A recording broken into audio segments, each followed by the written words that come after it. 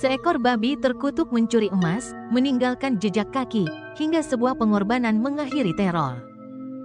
Di lingkungan yang tenang dan makmur di Maplewood, setiap malam tepat tengah malam, suara yang mengerikan terdengar melalui jalan-jalan, suara melengking yang bisa membekukan darah siapapun yang mendengarnya. Penduduk komunitas berpagar itu menganggapnya hanya sebagai seekor babi liar atau hewan lain yang tersesat di hutan yang mengelilingi kawasan mereka. Suara itu akan menghilang setelah beberapa saat, dan mereka akan kembali tertidur. Namun, kemudian, sesuatu mulai berubah. Suatu pagi, Rebecca, seorang penduduk lama Maplewood, terbangun dan menemukan jejak kaki ternak yang aneh yang mengarah dari jendela kamarnya yang terbuka ke tengah ruangan. Suaminya, Mark, masih tertidur di sampingnya. Awalnya, dia mengira itu hanya khayalan atau mungkin mimpi.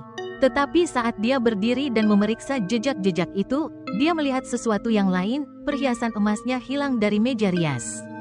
Kalung neneknya, gelang yang diwariskan oleh ibunya, semuanya hilang.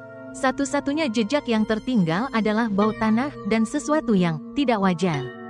Jeritan itu terdengar lagi malam itu, dan kali ini, Rebecca bukan satu-satunya yang menyadari ada yang tidak beres. Lebih banyak penduduk yang terbangun dan menemukan jejak kaki yang sama di kamar mereka.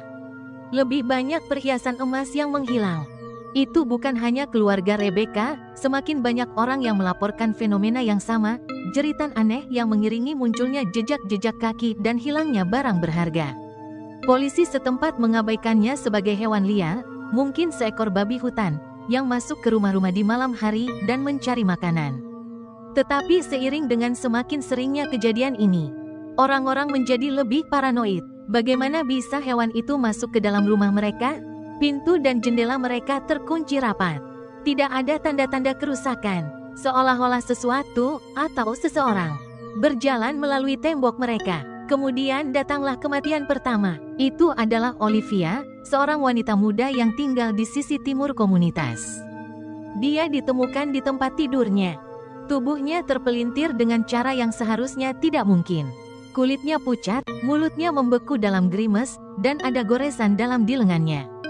Tidak ada yang bisa menjelaskan hal itu, kecuali bahwa sesuatu telah membawanya di malam hari.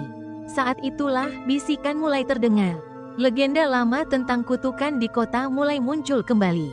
Sebuah kutukan yang telah dilupakan seiring waktu. Dulu, Maplewood dibangun di atas tanah yang dulunya merupakan bagian dari peternakan besar milik seorang pria misterius bernama Elias Blackwood. Blackwood dikenal karena minatnya yang aneh dalam membiakkan hewan, terutama babi.